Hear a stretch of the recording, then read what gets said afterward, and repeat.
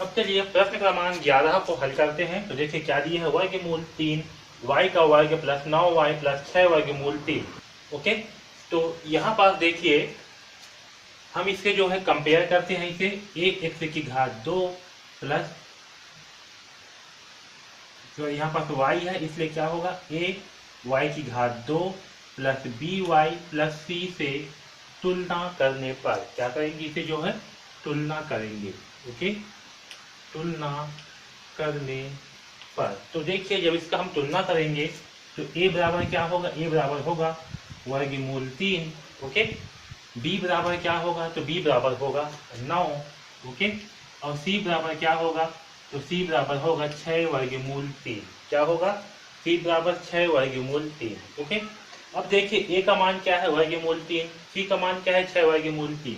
तो a into सी का मान क्या होगा, वर्गमूल 3 इंटू 6 वर्गमूल 3। ओके, तो जब हम वर्गमूल 3 इंटू 6 वर्गमूल 3 करेंगे तो हमें क्या प्राप्त होगा, यहाँ पास होगा 6 इंटू वर्गमूल 3 इंटू वर्गमूल 3। ओके, और 6 इंटू वर्गमूल 3 इंटू वर्गमूल 3 इसका मान क्या होगा, इसका मान होगा 3। ओके, तो यहाँ होगा 6 इंटू 3 यानी कि 6 या 18। ओके, तो जो ए सी है इसका मान क्या होगा, इसका मान होगा 18। ओके, तो हमें अब क्या करना है, हमें जो है इस AC को दो भाग में तोड़ना है। ओके, और दो भाग में तोड़ने के बाद उसे आपस में जोड़ने या घटाने पर कितना आना चाहिए, 9 आना चाहिए, और आपस में गुणा करने पर 18 आना चाहिए। ओके, तो हम क्या करेंगे, इस 18 का जो है अभाज्य गुणनखंड निकालेंगे। ठीक है, तो देखिए 2 निया 18, 3 तिहाई 9 और 3 एकम 3। तो इसका अभाज्य गुणनखंड कितना आएगा, 2 इंटू 3 इंटू 3। ओके, अब देखिए हमें क्या चाहिए, हमें चाहिए 9। तो हम क्या करेंगे, इस अभाज्य गुणनखंड को हम दो भाग में बांटेंगे। तो देखिए इसे हम 3 दूनी 6, 6 इंटू 3 में बांटेंगे। ओके, यानी कि अगर हम 6 प्लस 3 करेंगे तो हमें क्या प्राप्त होगा, 6 प्लस 3 करने पर हमें प्राप्त होगा 9, और आपस में गुणा करने पर 6 तिया 18 जो है प्राप्त होगा, है ना। 6 तिया कितना होगा 18, तो फिर जोड़ने पर कितना प्राप्त होगा 9। ओके, तो जोड़ने पर हमें क्या चाहिए, 9 चाहिए, यानी कि हम 9 के स्थान पर क्या लिखेंगे, हम 9 के स्थान पर लिखेंगे 6 प्लस 3। क्या करेंगे, 6 प्लस 3 जो है लिखेंगे। ओके, तो देखिए यहाँ पर जो 9 है इसके स्थान पर क्या करेंगे 6 प्लस 3। तो यहाँ होगा वर्गमूल 3 y का वर्ग प्लस 6 प्लस 3 y प्लस 6 वर्गमूल 3। अब देखिए जब y का अंदर में गुणा होगा तो क्या होगा, 6 into y 6y plus 3 into y 3y plus 6 वर्गमूल 3। ओके, अब देखिए इन दोनों में और इन दोनों में हमें क्या करना है, कॉमन निकालना है, उभयनिष्ठ निकालना है। देखिए इन दोनों में क्या उभयनिष्ठ होगा, इन दोनों में क्या उभयनिष्ठ होगा, तो देखिए यहाँ पास क्या है, यहाँ पास है वर्गमूल 3 into y plus 6 into y. Okay, अब यहाँ पास क्या है, यहाँ पास लिख सकते हैं हम 3y है, तो इस 3 को हम क्या लिख सकते हैं, 3 को हम लिख सकते हैं वर्गमूल 3 इंटू वर्गमूल 3, और इस y को लिखेंगे इंटू वाई। ओके, इस 3 को हम क्या लिख सकते हैं, 3 को हम वर्गमूल 3 इंटू वर्गमूल 3 लिख सकते हैं। ओके, प्लस 6 वर्गमूल 3। ओके, अब देखिए इन दोनों में क्या उभयनिष्ठ है, तो इन दोनों में आपका y जो है उभयनिष्ठ, इसमें भी y है और इसमें भी y है। ठीक है, तो यहाँ से हम y को बाहर निकाल लेते हैं। तो जब यहाँ से y को बाहर निकालेंगे तो हमें अंदर में क्या प्राप्त होगा, यहाँ से एक y बाहर आ गया तो 3 वर्गमूल 3y। ओके, और यहाँ से भी y बाहर आ गया तो क्या प्राप्त होगा, प्लस 6। ठीक है, वैसे ही यहाँ पर देखिए यहाँ क्या है, वर्गमूल 3 है और यहाँ भी वर्गमूल 3 है।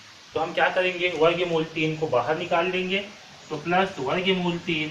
तो जब यहाँ से वर्गमूल 3 बाहर आ जाएगा तो यहाँ पर क्या बचेगा, यहाँ बचेगा वर्गमूल 3y प्लस यहाँ बचेगा 6। ओके, आया समझ में इतना। अब यहाँ देखिए यहाँ कोष्टक में क्या है, वर्गमूल 3y प्लस 6, यहाँ भी वर्गमूल 3y प्लस 6, तो इसे एक बार लिखेंगे वर्गमूल 3y प्लस 6। ओके, और हमें क्या बच गया बाहर में, y प्लस वर्गमूल 3, इसे अलग से लिखेंगे y प्लस वर्गमूल 3। ठीक है, तो ये जो है हमारा क्या होगा, ये जो है हमारा गुणनखंड होगा। क्या होगा, गुणनखंड जो है होगा। ठीक है, इस प्रकार से हम इस प्रश्न क्रमांक 11 को हल करेंगे। इसका गुणनखंडन क्या होगा, इसका गुणनखंडन जो है वर्गमूल 3y प्लस 6 और y प्लस वर्गमूल 3 होगा। ठीक है। इस प्रकार से प्रश्न क्रमांक 11 को हल करेंगे। ओके, अब यहाँ पास देखिए 12 प्रश्न में क्या दिया हुआ है, 144 x का वर्ग प्लस 24 x प्लस 1। ओके, इसे हम हल करते हैं। तो इसे जो है सबसे पहले a x की घात 2 plus b x plus c से तुलना करेंगे। ठीक है, तो तुलना करने पर जब इसे हम तुलना करेंगे तो a का मान कितना आएगा, 144 होगा, b का मान 24 और c का मान a। ओके, तो a इंटू सी करने पर क्या प्राप्त होगा, 144 इंटू 1 यानी कि 144।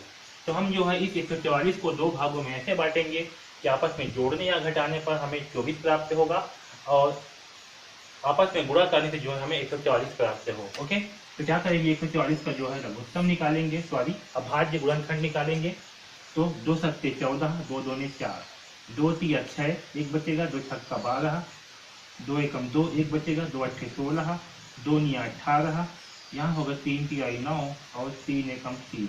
ठीक, अब देखिए यहाँ क्या है, 2 into 2 into 2 into 2 into 3 into 3।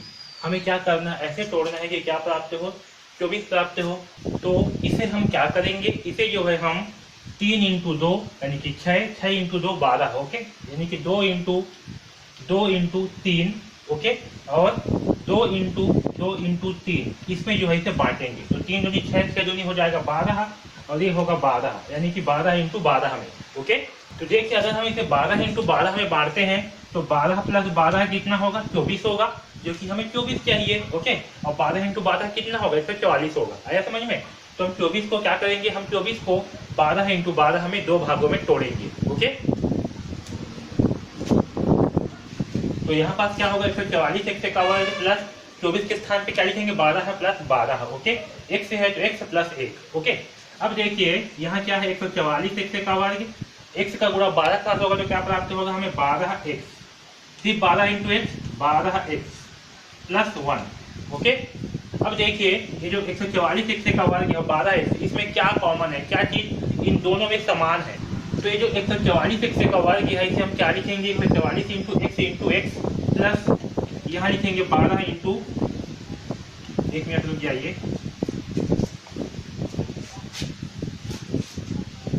ये जो 144 है, ठीक है, इसे हम क्या लिख सकते हैं, इसे हम लिख सकते हैं 12 इंटू 12, x का वर्ग को हम लिखेंगे x इंटू एक्स। ओके, यहाँ प्लस 12 इंटू एक्स करेंगे प्लस यहाँ क्या है 12x, तो लिखेंगे 12 इंटू एक्स प्लस 1। ओके, अब देखिए जो इतना भाग है इसमें क्या उभय निष्ठ है इन दोनों पार्ट में, इन दोनों पार्ट में एक तो 12 है, इसमें भी 12 है। ओके, यहाँ पास x है और इसमें भी क्या है, x है, यानी कि हम 12x को जो है इन दोनों भाग से निकाल सकते हैं। ओके, तो 12x को जब बाहर निकाल देंगे तो क्या बचेगा, अंदर में बचेगा 12, यहाँ x है तो 12x। ओके, प्लस इस भाग में देखिए क्या है, इस भाग में कुछ भी नहीं बचा, मतलब क्या है, 1 है, तो 1 होगा। ओके, अब देखिए यहाँ पास इस भाग में क्या है, 12 इंटू एक्स है और 1 है, तो दोनों में क्या कॉमन है, दोनों में 1 कॉमन है। ओके, तो यहाँ से जो है हम 1 को बाहर निकालेंगे। तो जब 1 को यहाँ से बाहर निकाल लेंगे तो क्या होगा, 12 इंटू एक्स 12x और प्लस 1। ओके, अब देखिए यहाँ पास कोष्टक में क्या है, 12x प्लस 1, यहाँ भी क्या है 12x प्लस 1, तो इसे जो है एक साथ लिखेंगे 12x प्लस 1। ओके, और बाहर में कितना है 12x, यहाँ होगा 12x और ये प्लस 1। ओके, तो हमारा आंसर क्या होगा, 12x plus 1, 12x plus 1। Okay, आया समझ में? तो ये जो है हमारा क्या होगा, गुणनखंड होगा। क्या होगा, गुणनखंडन होगा। ठीक है, तो इस प्रकार से हम इस प्रश्न क्रमांक 12 को हल करेंगे। ओके, आया समझ में? तो प्रश्नावली 3 में बस इतना ही, हमने सारे प्रश्नों को हल किया है। इसके बाद भी अगर आपको कुछ भी डाउट होगा, कहीं भी डाउट होगा तो आप बिल्कुल पूछ सकते हो। ओके, तो DKP एकेडमी से जुड़ने के लिए धन्यवाद।